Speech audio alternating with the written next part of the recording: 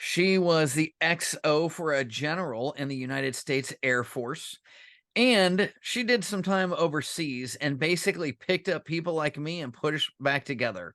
She was on flight service and in and out, and was even a nurse for one of the major battles that I bet everyone here has heard about, either through the book or the movie.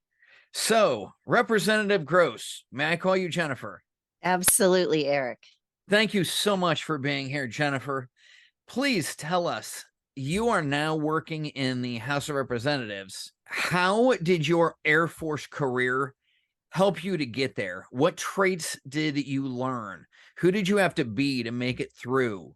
And what did you have to do that are helping you with all of these things? And I didn't even mention you also homeschool your two children on top of everything else. And you're still a practicing nurse practitioner. You're working and doing all this together. Yes, sir. How did you get the drive to do all that? What did you learn in the Air Force that helped you to get here? Well, thanks for asking, Eric. I think the main important thing is loyalty. Understanding that when you're in a leadership and when you're on a team, there's a type of loyalty in the military that, quite frankly, I haven't seen anywhere else. When I worked for the general, as we were talking a little bit earlier, the general was not loved by everyone, but he led, because sometimes when you're a leader, you've got to make tough decisions. That means that not everybody's going to love you. If you're a leader that's trying to please everyone, then what I saw in the military is no one's happy. It requires an ability to work as part of a team and sometimes be able to submit to the leadership that is above you. But it also requires at every level that you lead the people below you. Support, and understanding what your mission is. Those are the things that really, when you stay clear on leadership, loyalty, and understanding your mission, then I think you've got some of the special sauce of the U.S. Armed Forces. So, what you're saying is, if you don't know where you're going, any road will get you there. No one is going to be happy unless you clearly identify the objective. I do that with my children. I do that in my business. We have a board to track everything. We do AARs afterwards. And I see this has all flowed over into my life. You talk about loyalty. What really is loyalty? Because that one word for civilians just doesn't go anywhere near as far as it needs to. Tell me what loyalty really is to a veteran. For us, it would be understanding that you're different, but that doesn't matter. That you have different beliefs, but that doesn't matter.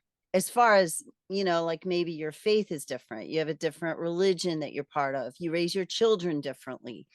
But loyalty means that you put aside your differences and you focus on the mission, and you find that common bond together, and you don't allow petty differences to get in the way and cause you to essentially bomb the mission.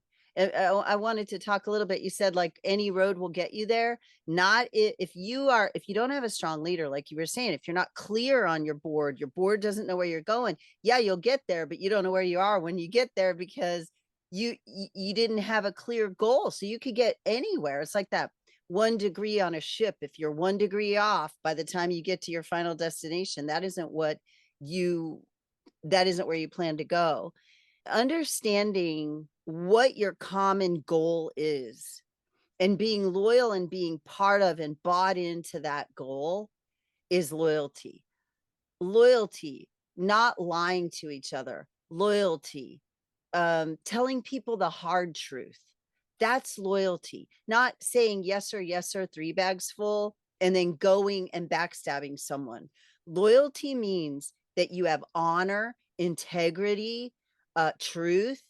That's, to me, the whole part of what loyalty actually is. Because I think it's hard sometimes for people to tell people the truth, quite frankly, especially in this culture today. It is. I talk a lot about congruence, and it's more than just your geometric shape. You have to really mean what you say. You would never say things like, do as I say, not as I do. I want to watch your actions. I don't care what you say. And I think a lot of people listening might have problems with one politician or another because they're always saying one thing and then doing whatever is expedient. We don't know what they're thinking or what they're doing, but it's never what they tell us. And I have worked with you and seen you, and you are very congruent. You say what you mean. Yes, And I it do. doesn't mean we agree on everything, Correct. but I believe in your honor and will be loyal because you are loyal to me and all of the people out there that you're helping still to protect in reality, to represent us and stand up for our beliefs. Yeah. And don't you think, Eric, that it means that you have a solid